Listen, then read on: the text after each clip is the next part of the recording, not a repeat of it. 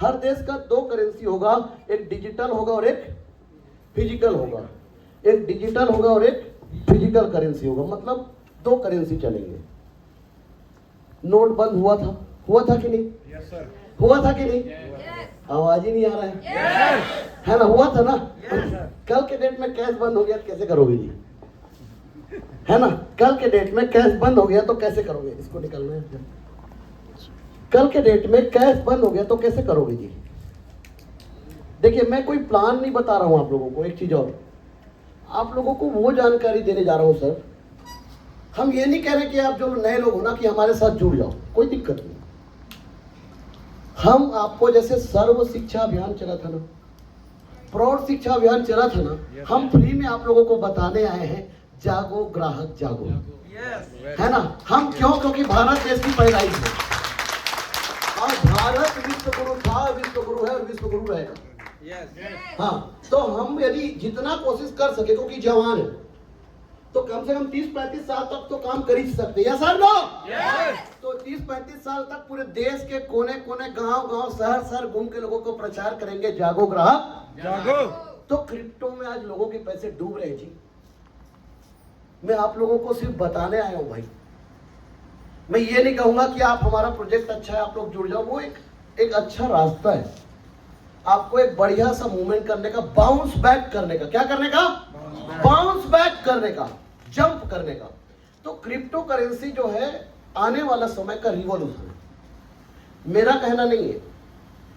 दूसरा चीज, यदि कोई देश क्रिप्टो को या डिजिटल करेंसी को, सीबीडीसी को नहीं बनाएगा तो वो देश 30 साल पीछे चला जाएगा। कितने साल? 30 साल। 30 साल पीछे चला जाएगा। अब आज के जमाने में 30 साल बहुत होते हैं कि नहीं? तो सीबीडीसी क्या है? हर देश का आएगा, तो हमारे देश का भी आएगा। अभी जो आप लोग सुन रहे होंगे वो क्या सुन रहे होंगे? Digital rupees. जब सीबीडीसी आएगा तो एक टेक्नोलॉजी का यूज होगा जिसका नाम है ब्लॉकचेन, जो सर ने बताया था, है ना? ब्लॉकचेन। एक्चुअल में आजकल आप लोग एक शब्द, और सबके मोबाइल पे आप लोग एक चीज देखते होंगे, और वो है एक सिंबल बना हुआ, Meta. What do you mean sir? हम लोग ऐसे युग में जा रहे हैं सर कि आदमी सोच भी नहीं सकता। आज की युवा जनरेशन भयंकर एडवांस है, इन लोगों को पता है। लेकिन जैसे हमारे साथ बहुत सारे बुजुर्ग वर्ग हैं, इन लोगों को ये चीज मजाक लगेगा जो अपडेट नहीं होगी। लेकिन आज का युवा जनरेशन इसको जानता है भाई। ये उन गाड़ियों को, उन सब चीजों को भी जानते हैं जो हम लोग सोच के दंग रह जाते हैं। क्यों? ये नए जनरेशन के बच्चे, युवा वर्ग, मेटा, मतलब हम लोग मेटावर्स के युग की ओर इंटर कर रहे हैं। मतलब हम लोग एक ऐसे युग में इंटर कर रहे हैं जहां पर सब कुछ डिजिटल हो, सब कुछ। आप लोगों ने एक वीडियो या न्यूज देखा है कि एक शादी जो है मेटावर्स पे हुआ था, जिसमें उनके दिवंगत माता पिता आए थे आशीर्वाद देने। हाँ, आपके दिलेर मेहंदी साहब जी भी उसमें काम कर रहे हैं। ठीक है, ये लोकल आपका एग्जांपल बता रहा हूं। तो जमाना इतना तेजी से बदल रहा है यार, कभी कभी हमें भी सोचकर समझ में नहीं आता ये से इतना तेजी से कैसे होगा। तो 2030 तक देखना ये सब चीज बहुत अलग हो जाएगा। तो हम लोग उस युग में जा रहे हैं जहां सब कुछ डिजिटल होगा। अब इसको आज समझ लो या 10 साल बाद समझ लो या 20 साल बाद समझ लो, क्या इलेक्ट्रिक कार नहीं आएंगे? क्या आ चुके हैं? क्या इलेक्ट्रिक बाइक नहीं आएंगे? क्या सोलर एनर्जी से काम नहीं होगा? मत करो विरोध, सॉरी मत एक्सेप्ट करो, 10 साल बाद करोगे, करना तो पड़ेगा। तो क्रिप्टो को भी एक्सेप्ट करना ही पड़ेगा। आज नहीं करोगे, 10 साल बाद करोगे। अब आज इसको समझ जाओगे तो व्यापारी बनोगे, क्योंकि अभी मार्केट में कंपटीशन नहीं है। 10 साल 15 साल बाद समझोगे तो हर कोई जानने लगेगा, है ना? तो ये डिपेंड करता है आपके ऊपर। आप लोग हमेशा, कोई भी व्यक्ति आपके घर में क्रिप्टो का प्लान लेके आता होगा तो वो बोलता होगा कि बिटकॉइन आया था सर 2008 में, ऐसा ही बोलते हैं ना? 2008 में बिटकॉइन आया था सर, उस समय इसका कीमत 2009 में मार्केट में जब ये मूवमेंट हुआ तो इसका कीमत 6 पैसे था,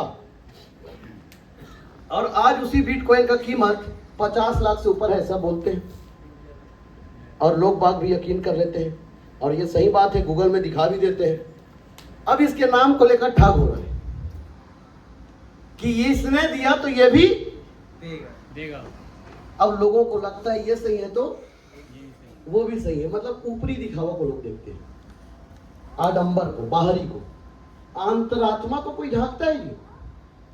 हाँ, एक कहावत है, मोह को कहां ढूंढे रे बंदे, मैं तो तेरे पास में हूं, और लोग ढूंढ रहे इधर उधर। वैसे ही क्रिप्टो के नाम पर आज मार्केट में इसको नाम को लेकर भयंकर सारी चीजें चल रही हैं।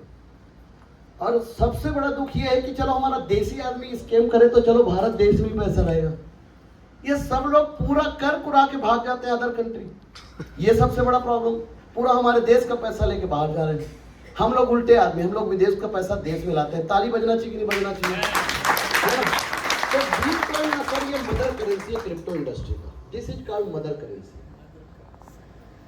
और ये उस समय आया था जिस समय पूरे विश्व में आर्थिक मंदी का दौर चल रहा था 2008 में, और एक मुद्रा का परिवर्तन है भाई। जैसे कि कुछ चीजों को समझने के लिए हम पुराने जमाने की ओर जाते हैं कि नहीं, देखने जाते हैं, जैसे हम गए थे अभी।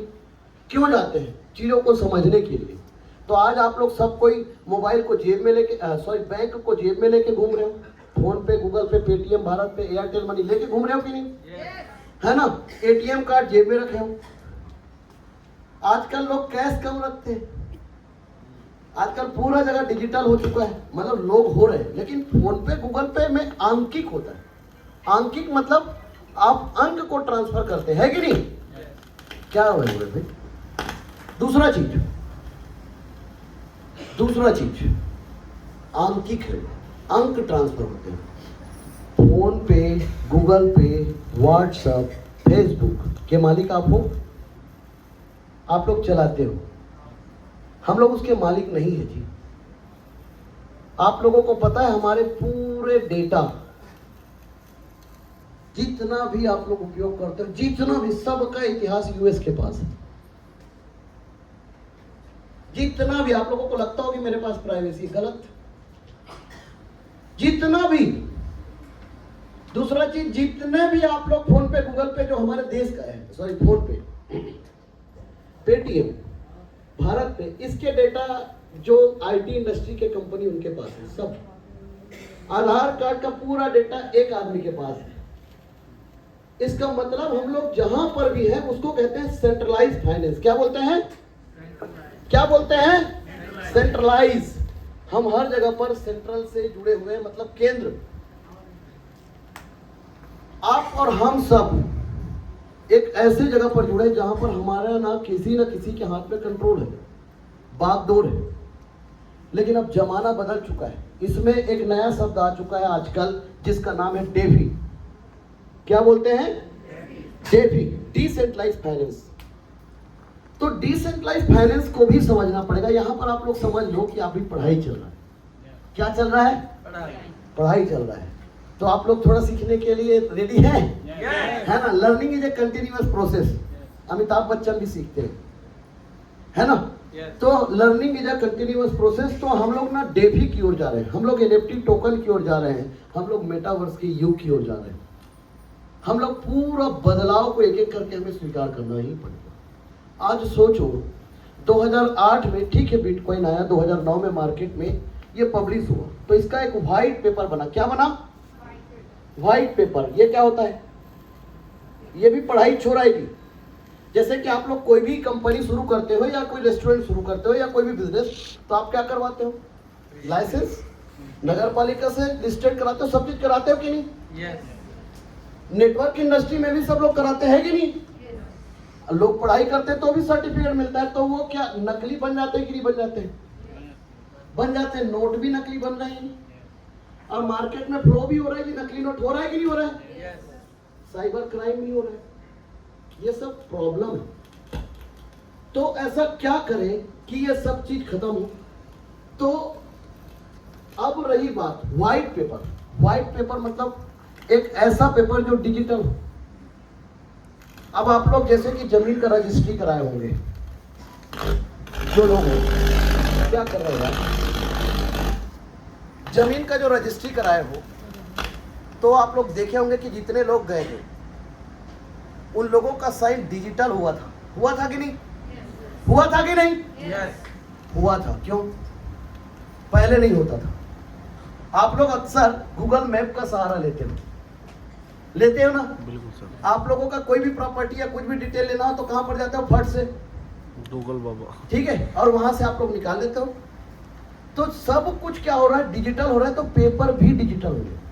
जैसे कि बैंक में आप लोग लॉकर होता है ना? तो लॉकर में आप लोग कीमती सामान को रखते हो ना? डॉक्यूमेंट्स को भी रखते हो और उसके आप किराया भी देते हो। आने वाले समय में बैंक आपके घर आकर बोलेगा, क्या बोलेंगे? बैंक वाले आपके